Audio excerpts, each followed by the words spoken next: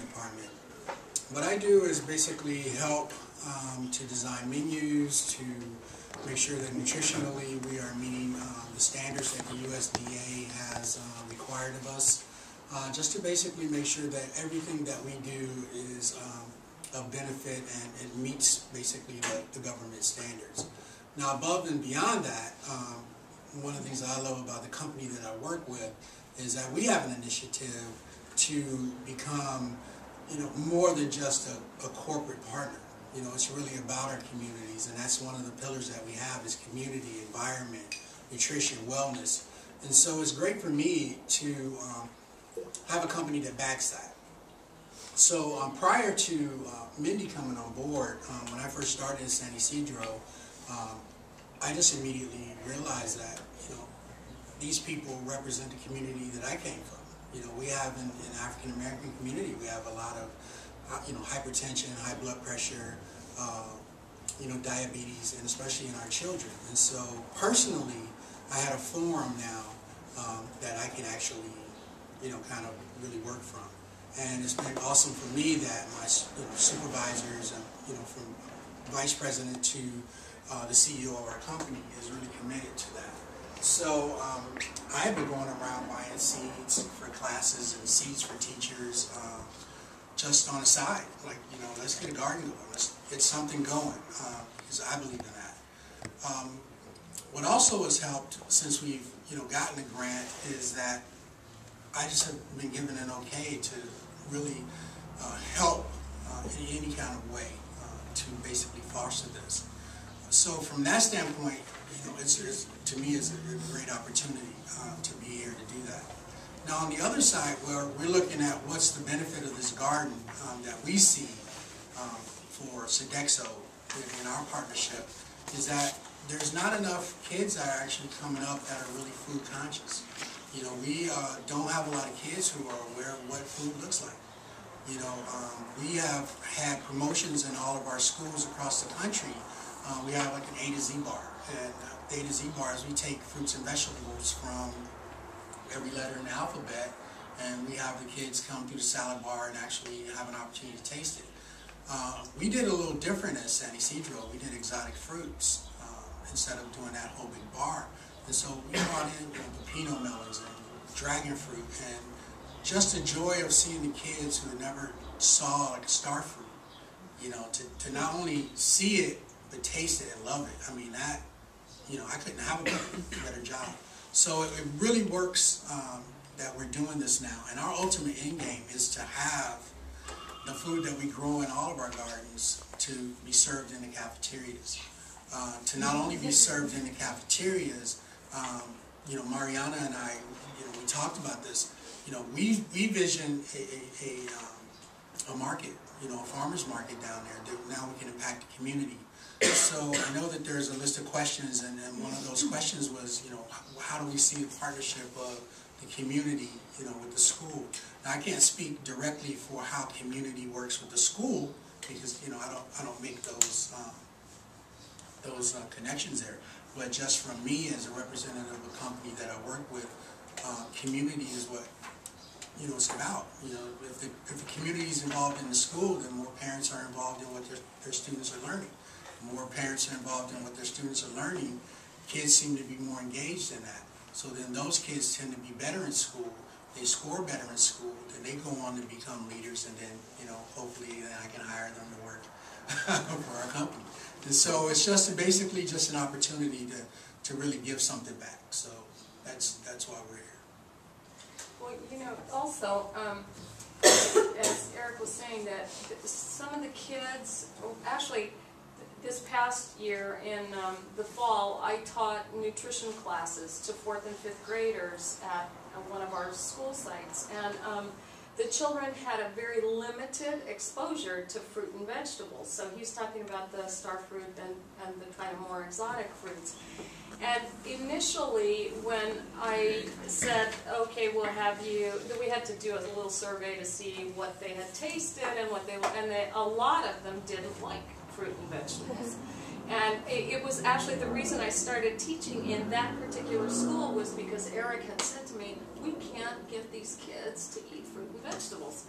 So, but over the course of the classes, I realized, and they did too, that by bringing in different types of fruits and vegetables and letting them taste it and make faces and ooh, and you know, interact with one another, they came to really like what they were eating, and they were interested more in eating fresh food. And so since I've met some of their moms, and they've told me, you know, my child will now have a sandwich and say, will you put a piece of tomato in there? Will you put a piece of avocado in there? Will you put some lettuce in there? Which is something that they're like, wow, yeah, this is great. And I said, I bet to the moms, I bet you'll never, and to the kids, I bet your moms will never say no if you say, could you buy a pound of oranges? You know, instead of, could you buy me a big bag of chips, or could you buy me a you know, ice cream? And so it does definitely impact them if we have a closer connection with, or they have a closer connection with the fresh food. So those of you who might have come in a little bit after, this is a panel of garden programs that we're working on in the county. There's an overview of this project that I'm working with. It's part of the Communities Putting Prevention, or Healthy Works grant. If you want to keep in touch with how our gardens are growing in this program, because we're in the middle of the grant right now, there's a blue clipboard flowing around. And this is Mariana Suna from San Isidro, Eric Span from San Isidro, and we also have a representative from another school garden. We have 6 school gardens we're working with across the county. This one is in Linda Vista area at Montgomery Middle School, and it's partnering with, yes, come up here, Em. Yeah, it's partnering with M. Leopard, who's also from Montgomery Middle. Janice Pizzoli is representing Bayside Community Center. So the idea with these garden projects, if you didn't hear my introduction, is that the school will be partnering with a community partner who will run a community garden on the site. And that partnership will help keep that garden going, because if any of you have any experience with school gardens, the big problem is there's this crazy champion. Here's one of them, Amy Zink. And they take care of the garden and they coordinate everybody, but when their child graduates or when the teacher gets moved to a different school, when that champion leaves, the garden doesn't run anymore. And so, you know, we need to build an infrastructure to keep that garden going. So the idea of our pilot project is that we engage with the community. So I'd like to introduce Janice Pizzoli. She's working with Bayside Community Center. Hi. He's still buying himself fast food, so we're planting a garden in our front yard. And then recently I have a friend that is the executive director over Bayside Community Center, and I asked him, you know, do you have any jobs? And he said, no, but you can, you know, come in and do a project and write grants. I said, great, I want to do a community garden. So I've been working with him for about, since October. And I truly want to make this, the efforts that I'm putting in, for it to come from the community. I want to educate the community and have them build the garden. Right now, we're hoping, we're going to build a garden in the back of Bayside Community Center, but I'm trying to bring the community in there, and they can and just facilitate that.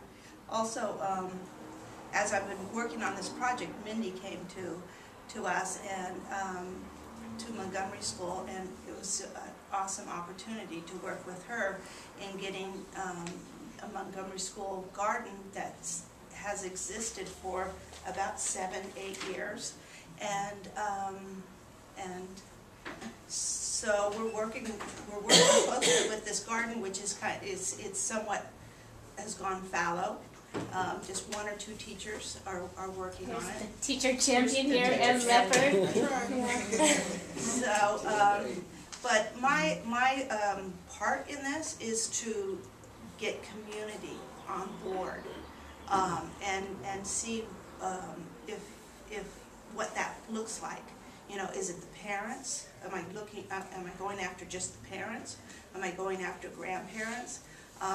Who lives in the neighborhood? And we've been having meetings every Friday for the last 2 months, and it's been amazing. Every Friday, new community people come. Some don't return, some do. It's just been amazing. And we're at a point now where I think we have a good core of community that want to work with the school. Now our next project is working with the school district to try to get that joint use permit going. And that's a challenge. But I'm at the same time trying to get the community involved so they feel empowered, and this is their project as well. So, and That's awesome. yeah. And I'd like to introduce Em Leopard. She's a teacher at Montgomery Middle School and a total garden champion. So go ahead and tell us about your program. Like she said, the garden has been in existence for about 7 years, and it's a really large space, and we've been able to get small grants throughout the process, but initially we got CDBG money when Donna Fry was brand new to City Council, and she is a champion for Linda Vista. And we got $10,000, which we took and had a pretty large gazebo built. And we went to Scripps Ranch High School, who had an ROP class, and we just paid for the materials, and the ROP class built the gazebo, which is a really nice focal point. It's a structure that provided yesterday when it started raining when we were out there. It is shelter from the storm. It's a place to gather, you know, students who can go out and just read and be on the school grounds. I am a math teacher, and I'm also a special ed teacher. So in a middle school, the hardest part is kids have one class, you know, I mean, like high school kids have a class and the bell rings and then children have to leave. At an elementary school, it's a much easier way to integrate kids, because the same teacher has the kids all day long, and they can come and they can go, and they can, if it goes over like a little period of time, it's okay, you know, you can bring kids out there, and you know, you have a little bit more flexibility. In middle school, when the bell rings, the kids go, and I'm literally sometimes just, you know, if I don't keep track of time and, you know, it's clean up, put the tools away 5 minutes ahead of time, I'm standing there and the bell rings and stuff is everywhere. And then getting other teachers excited about doing the same thing has been a challenge every year as well. Some years I've had teachers that come out and want to just plant, and then school is over on the last day of school and people are gone. I'm fortunate that I live close enough to the school that I can come in the summer and on breaks, because we're a year-round school, so I'm able to kind of maintain. But it's just maintenance, and so having Janice come on board with the community part, the part that as a classroom teacher I just didn't have the time to do, just to really recruit and focus on getting the community involved on a regular basis, and working to get the joint use permit so that people can come on. And that's, the school campus is, you know, for all intents and purposes, it's a public entity, but it's also a public place that has to be locked. And so having volunteers come on campus all the time has to do with having people fingerprinted and, you know, background checks, and you're there and you're on a school site. So all those little things that, if it was just a school garden, I would have one set of problems with. Now there's a school community garden, a lot of different logistics, but we want to keep going. So I'm excited that Janice is on board and Mindy's on board and going to help us with that side of it, and I will just continue to try and get the teachers and other classrooms out and committed to, you know, just raising awareness inside the school. So this partnership's exciting to me, but it is, the logistical part is, stick with it, you know. Oh, you had a question? Yeah, well, do you want me to wait for later for questions, or can I ask something now? I think we can start into questions. I just wanted to, before we could launch into questions, just give a little bit more of this overview of these projects. So we are trying to make them legitimate in terms of making a formal relationship between a community partner and a school. And there are challenges in that, as the panels have brought up, about you know, what the school and the district require that anybody who comes on school site might have, and the fact that our schools have been, over the last, probably the last decade, started to be locked up. Instead of, when I grew up, you could go and play on the playground after school if you wanted to, but a lot of the liability issues are kind of the central fulcrum for all this problem. And so what we're working on in our projects is how can we help them be compliant with what the districts want. And just so you all know, I just want to make sure this gets as far out as it can be. Almost every district that we've researched so far has joint use permits that are permissible for school gardens. They don't prohibit school gardens and community gardens being in a joint use area. So if anybody tells you that a joint use policy is not permitting school gardens, that's wrong. It is permittable. It's just whether the agreements, who's going to take care of it. I think that, in anybody who comes into this agreement, they're worried about that it's a volunteer taking care of it. So when somebody walks away from it, who's going to take care of that fallow, whatever it is? And, if it's a compost pile and they're not really taking care of it, that could become complicated. And then I think one of the bigger issues is the trust issues around, people are really concerned about child safety. Yeah. Child safety is the biggest issue if you work in the schools. So one of the things we're talking about in both of these projects is using the district volunteer guidelines as a guideline for, if you want to be a community garden, you have to pass through a volunteer check. You go through the screening just like any volunteer at a school site would, so that there's no potential danger to the school district in their mind, that they know that that all these community gardeners have been willing to submit that. So I have a list of questions that we talked about going across the panel and answering, but I'm really open to what you all would like to hear from us. I wish I had a flip chart so that we could write things up. Is there something I can do that? Is there one that we can write on? Oh, it's a whiteboard, but there's no marker pen. Anything you want to add to that, Lauren? You had a question, and then we can, maybe we can focus on a few questions that are of interest to the group. I have, what contributions can a garden make to student and community health? What compelling arguments do you have for your organization to support? Because we have different representation at this panel of supporting the garden. How can a community and a school work together? And I think each of these folks have some great examples of what they've done. What kind of barriers do you have have we had to overcome? I think this is very interesting for all of us.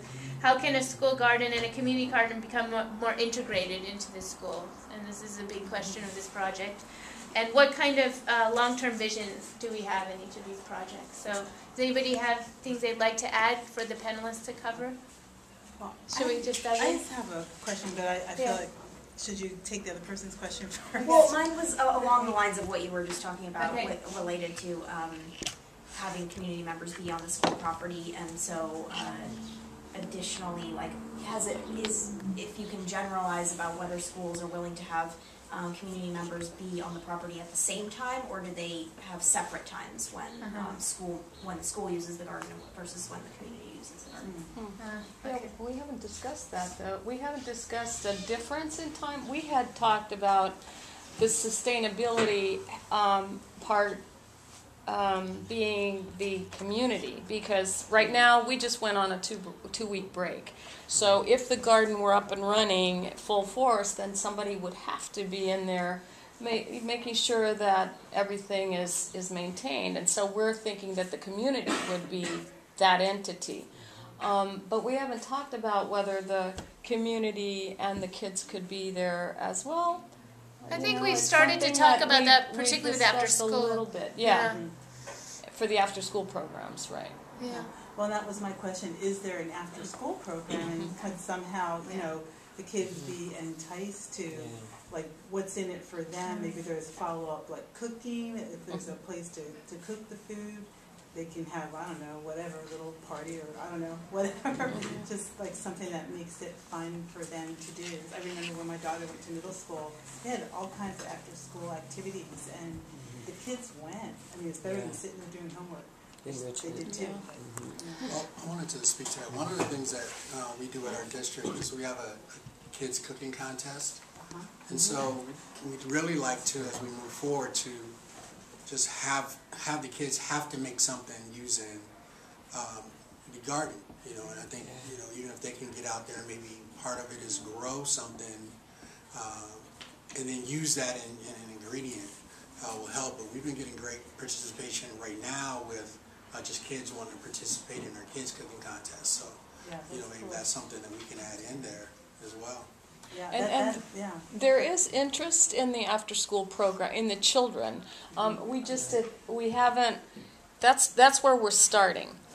We just start, it's a slow start right now, you know, but I think that it'll gain momentum because the kids are interested. They're interested in being there. Now it's a matter of kind of making sure that they're in the garden on a regular basis, and they're doing things, working in the garden, and even maybe holding classes. That's one of the things that we've all talked about, just so that they recognize that this isn't a place you just go to, you visit once in a while. This is your garden. You can sit here, you can look at it, you can make designs in your head, and just know that this is something that's yours, you know. And so I think that's and also the fact that there is a champion. The teachers, some teachers are really interested. We had a beautiful garden at La Mirada, the school that we're building now, the community garden at, and this was maybe 10 years ago. And we had one teacher really championing that cause, and then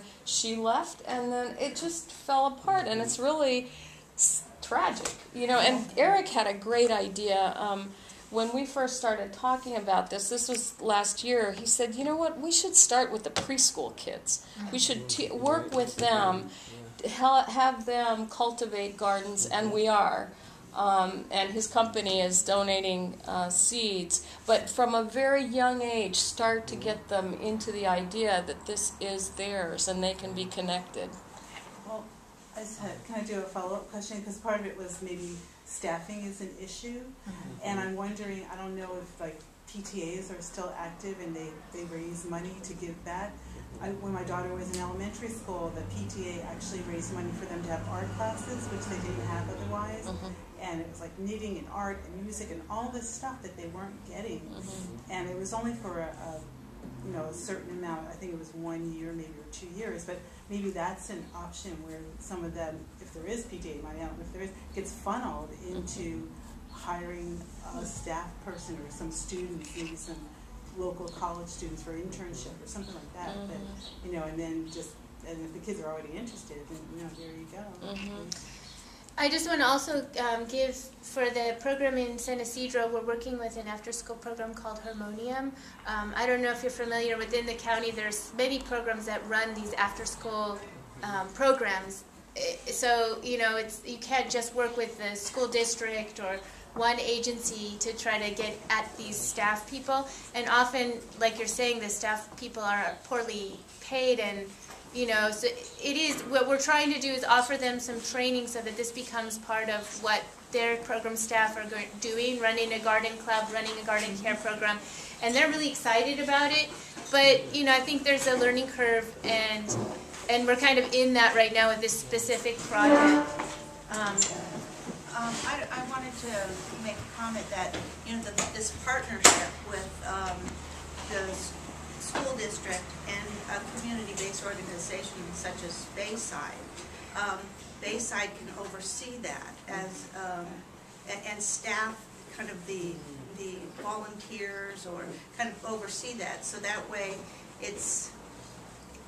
they work together.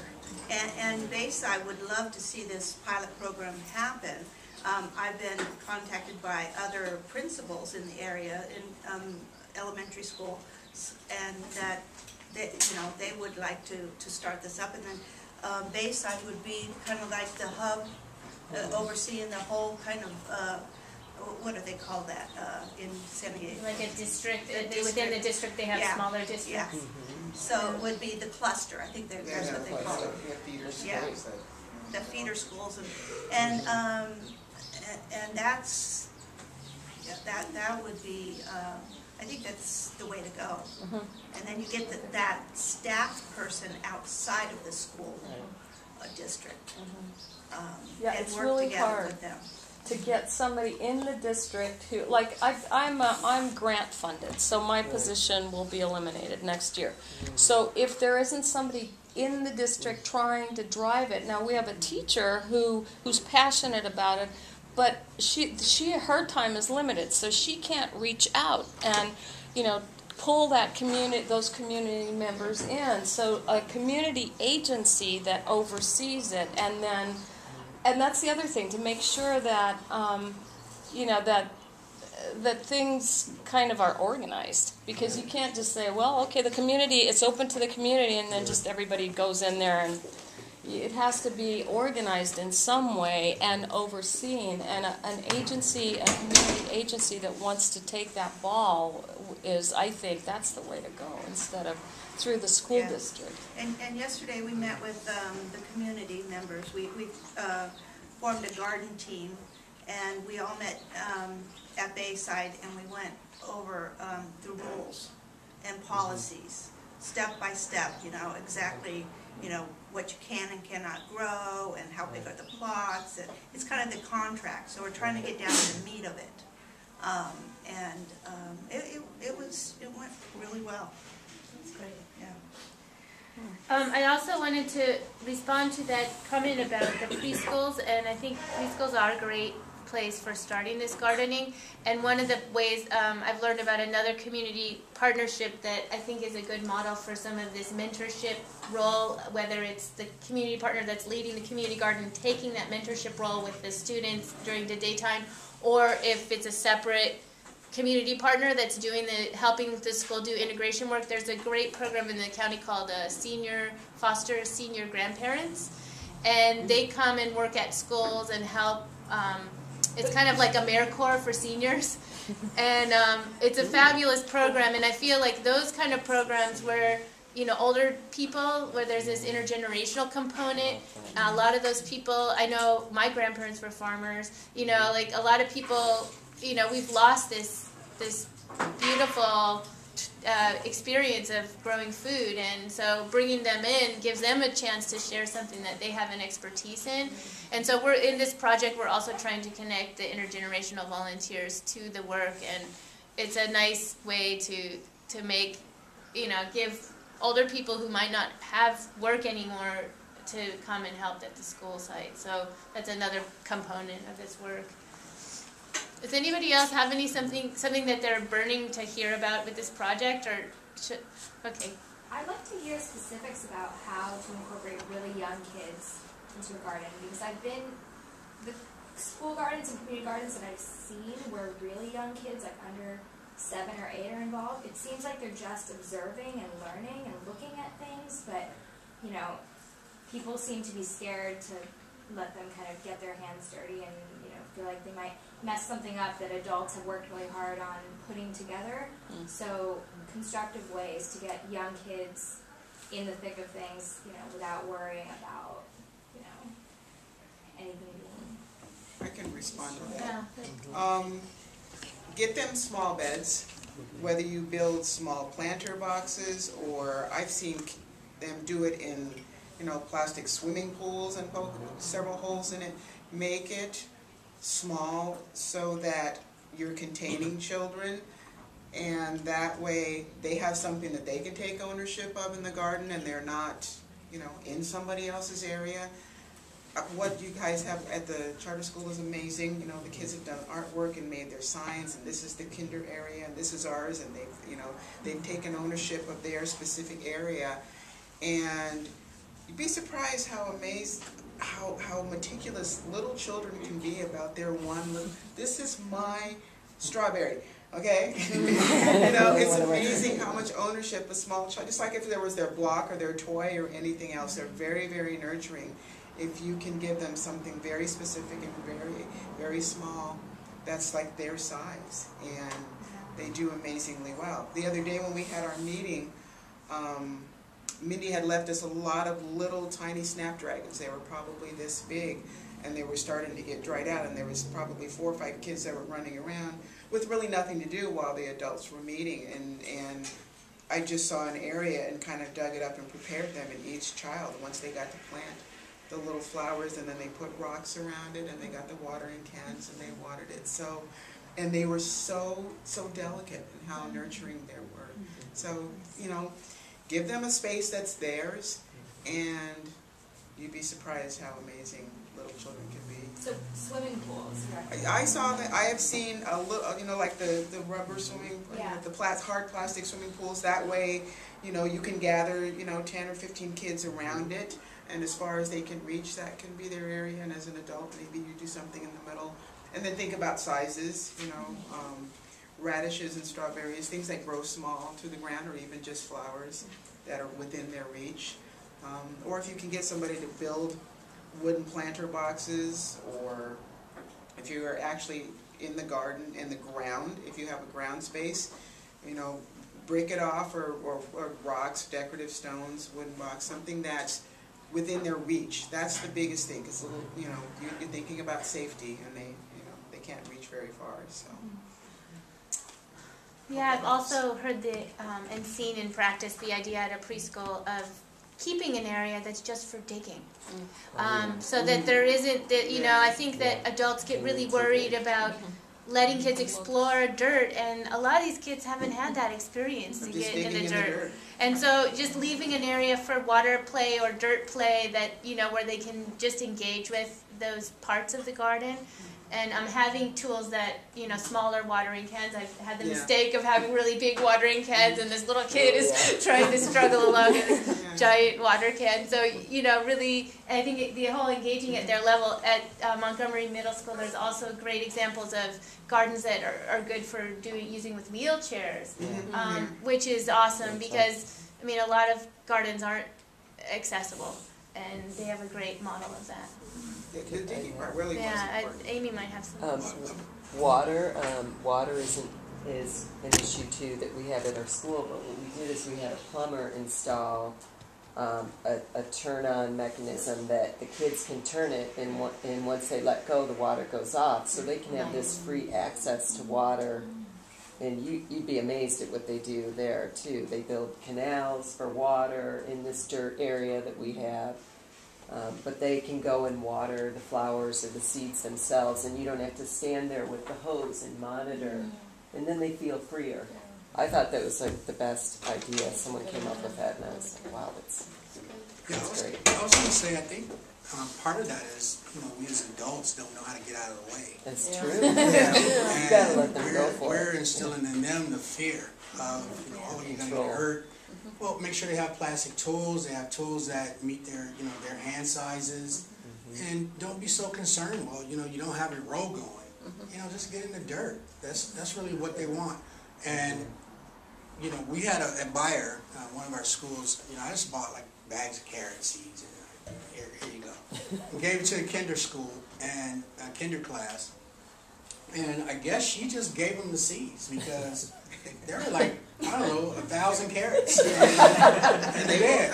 And they came up, they weren't in some nice little row, and you know, when the kids had a chance to harvest it, I mean, just again to see the joy, it's got to be a win for them. And if we're in the way of the win, then they're not going to want to be involved in it. And so I would just say, let them grow it, get out of the way, give them what they need. Kids are very smart, and we dumb them down. So just get out of the way and let them do what they do. And bugs. Oh my gosh. Oh, Kids love finding bugs. Hours looking at bugs. And there's an area where they can just dig, and then they find, oh my gosh, there's a ladybug. You thought they discovered gold. And caterpillar. Yeah. Just let them dig in the dirt and find bugs. They are happy for... Yeah, but we need community volunteers for teachers to be able to come out and do this with the kids. This is a big message. It's, you know, in M's situation, you've got a limited time period, so, you know, to have that time, to fully use that time, you need hands on deck besides one teacher who's out there on her own. And so, you know, I feel like, you know, there's room for a lot more people in this work at the schools, and there's land. If you're living in an apartment, that's how I got involved in my school garden. Was I didn't have a place to grow food, so I started working at my school garden to have a place to grow food, and got involved with running the garden club as a result of it. And so I think it's a great opportunity. There's a lot of room for a lot of people to be involved in this work, and we're just trying to legitimize it in San Diego County with this project. So, does anybody else have anything? I know this goes with Bayside Community a little bit, but have you talked to community councils in the neighborhood of the school? Neighborhood councils. The neighborhood community councils, because oftentimes I just spoke at my neighborhood community council, and there's a lot of retired people there, and they have time and energy to help out with the schools. And I think that's a huge resource we could tap into. I don't know if you guys have tapped. You must have to advertise, right?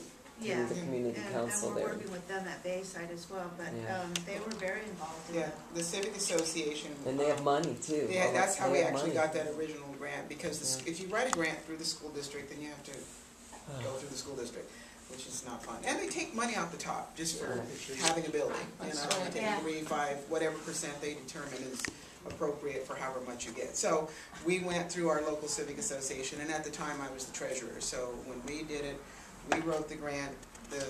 They can become the fiscal agent and manage the money, so you don't have to request district, funding and all that, bureaucracy, and it makes it much easier. So any local, your town council, your community collaborative, anybody that's a 501c3 can be your fiscal agent for your money, rather than having to go through your school district or even your PTA. I mean, PTAs would be good, but if they're not willing to take that on, any local community agency can be your champion when it comes to grant funding. And that's actually on Monday. We're going to meet with a local agency, Casa Familiar, to see if they'll take it on. Because, it's true what Em says, that, I don't know whether it's just the way we operate, but school districts, to get things going, to get things moving and decisions made, it just takes so long. And so when you have momentum and you have excitement on part of a group, and then they have to wait on the board meeting and the superintendent's talking, and it's just a lot of bureaucracy that you have to cut through, that if we could avoid it, I think it's very important to go that route, the community agency helping the district.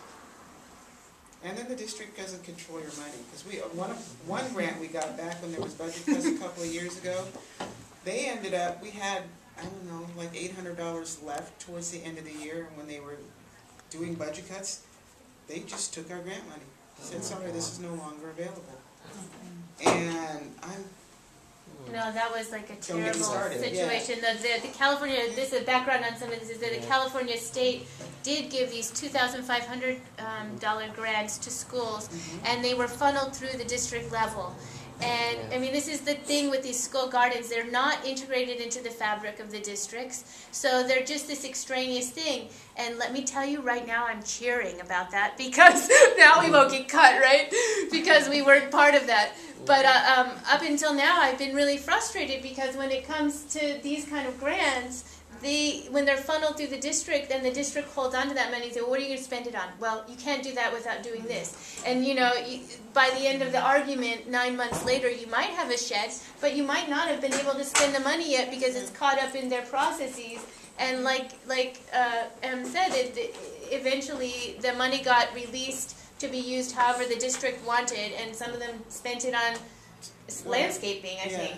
And then it just eventually got taken back to the state level when the crisis got worse. So school garden money is a really difficult thing to get your hands on, and it's a really hard thing to sustain, and that's why it's better to, at this point, to keep it on the outside of the school. So, I have a question. Yeah, if great. it's kept on the outside of the school, does that make it less of a chance to be integrated in the curriculum and the learning of the students? Because that's where that money is going to be, if it's integrated with the curriculum. So that's a really good point. And, in my dream world, every district has someone who's responsible for having outdoor classroom kind of vision for the district, and it, you know, and that is connected to the food services. So some of that food is getting cycled through the food services. But in a lot of districts, especially right now, you know, you're cutting landscapers so much that there's not, you know, one landscaper is covering, I don't know how many schools at this point. I think sometimes there's 6. I know San Ysidro has 2 landscapers for the whole district, right? So, you know, you don't really have enough hands on deck to really help with this from, you know, both the physical quality of it to in the classroom, teachers have pretty large numbers in their classroom. So, the idea with this community partnership is that these people will be legitimate by making this joint use agreement with the school district. Then that money can have an impact on the classroom teacher coming out, because those people are legitimate. In Denver Urban Gardens, with their relationship with the Denver Public Schools, the community gardeners are allowed to be on campus during the day when the students are there. So when the teacher brings the class out to the garden, you have this garden expert who's there taking care of a plot, who can tell you, you know, oh, look at this, there's aphids on this, you know, go, you know, demonstrate in a concrete example of what's going on, and it you know, can integrate with curriculum quite well. So that's one of those opportunities that we're seeing with this project. I think you're right. It's a challenge. Yeah. But it's also a mindset. You know, because school districts are the focus, especially in California, but is on test scores, and so it limits almost your teacher's creativity when the whole focus is let's raise those test scores because the test scores equate with my salary and my job. So if there's a way to connect the curriculum and not see it as a separate thing from the garden, as a separate thing from everything else they're doing, then I think it may be much more realistic to think that it can be sustained. But again, that's somebody like somebody like Eric, us talking and saying, you know what, you guys, you can do this. You can your English classes where you have to be, or your ESL classes can be taught incorporating some of this garden curriculum. It's just a matter of kind of empowering them, you know, and giving them examples and simple ones. And I think teachers will embrace it. Teachers will embrace it if you show them. I know last semester I took on quite a project when I was being observed by the vice principal, and I took a lesson which was a simple geometry lesson, and it was geometry, it was data collecting. We had a lot of dwarf citrus trees, and I created a lesson that was going to go over 2 weeks where the kids were going to feed the citrus trees and measure and keep a journal, and I incorporated so much math and science into it that my vice principal says, "Wow, where did you get this?" I'm sorry, I had to create it on my own. There's a lot of pieces of curriculum. There's a lot of lessons. There's a lot of things that people have done, and they're online, or you can get them at conferences. There's tons of books. You know, there's the Agri Society that the conference has put on up at Quail Botanical Gardens in the beginning of the year, September, October. California Ag in the Classroom. Yeah, Ag in the Classroom. They have a lot of curriculum also. So the biggest thing is just doing something, documenting it, showing that it works, because God knows we get everything else in the classroom that's supposed to work and raise test scores. So I'm trying anything that will work, that will get kids actually with a pencil and saying, yeah, I understand that. This was 32 centimeters 3 weeks ago, and my data shows that we've added this amount of fertilizer and it's grown. And you just have to demonstrate that I can teach just as well in the classroom as I can in my outdoor classroom. You know, what's so cool about that is that in a garden, when you're teaching in a garden, there is no delineation as to who's smarter and who can and can't do. The playing field is kind of equalized, and so it gives children who may be behavior problems in the classroom, they may not have anything like that in a garden because their need somehow is getting met. So, it has so many advantages that that we probably aren't even touching on here for children and for their futures. I think it's just finding people who's and opening their eyes, because maybe you didn't think about some of the stuff that we've talked about here today, but you see some of the merit in it too, and just supporting some of these ideas. Sorry, I get really passionate about it. So we're actually coming to the end of our time. If there's any burning questions, I'll take them, but I also want to invite each of the panelists to take a moment to share your long-term vision, dream if you want, for your projects. So, I saw somebody raise a hand over here. No? Oh, I was just wondering if there is a school district that's really, kind of like setting the precedent or the model. Where is that? What state? What city? Because I mean, like we talked about, there's so much possibility. It's almost a no-brainer. But it seems like it might be some bureaucracy where it's tough to do here. But is it in Colorado? Is it? Yeah, I mean, we're definitely with an eye on the Colorado program for this joint use idea. There's a lot of amazing garden programs across the country. California School Garden Network is a really great website if you're looking for a resource for. They have curriculum there, but they also have a lot of great links to other great programs across the country. So it's a good place to kind of start if you're doing research. So I would recommend that. So I don't know who wants to go first, but if you'd like to share your long-term vision with the project. Well, my long-term vision is personal, not really the company, but to change the planet. And to change the planet, we really have to affect our kids, because that's our future. We can change the way we deal with health, just life in general, by getting out and touching dirt and being aware of what we put in our bodies. I grew up in a rough area in Chicago. I didn't mow a lawn until I was 26 years old. So for me, I'm that kid. We started, my wife and I, a garden in our house, and so I find those bugs in there, and I'm like, wow, well, look at this. It's just really connecting with the planet, and I don't think enough of that happens. I played outdoors all day. I had a parent who trusted us, my friends, enough to say, go, come back when the street lights come on and you have dinner. There's none of that now. We live in a community where I very rarely see kids out. Everybody's inside. So I just think that food is a way that gardens or community, all that's got to be a part of it. Education and really learning, and not just remembering, but learning is something that this can be a benefit for. So that's long term for me. And you want to share?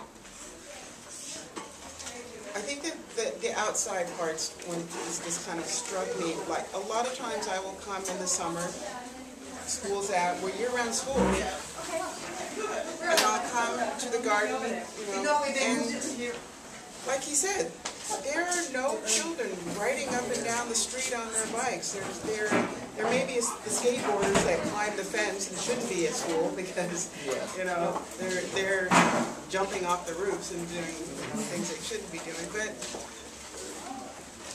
getting children playing outside and loving to be working with the earth. I vision that I can come to the garden, and no matter what time of day or night or afternoon or time of year, that there are people out there working and enjoying. Just like if you say, close your eyes and say garden, when you see people working in a garden. I want to see that every single time I go out to the garden, that there's somebody there, whether it's a parent or students or community members, that the place is being utilized, every day of the year. And there's no locks, and there's no gates, and there's no keys. Yahoo! Do you want to share your vision?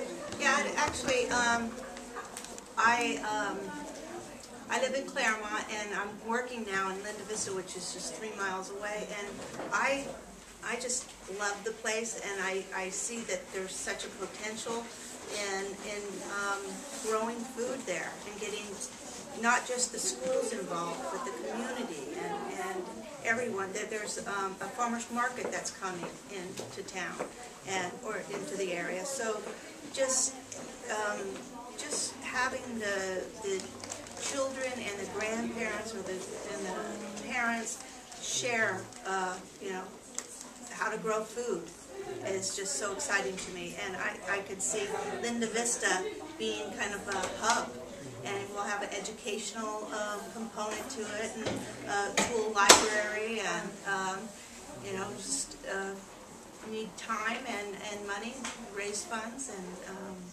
yeah. So keep a lookout for Linda Vista. And mine is, but you heard what I've said. Pretty much it's the same as what everybody's mentioned. The idea of the kids connecting with the earth, and realizing that just in that connection, they need to take care of it, and in taking care, they can take care of it in being part of a garden, and I see it also as bringing people together and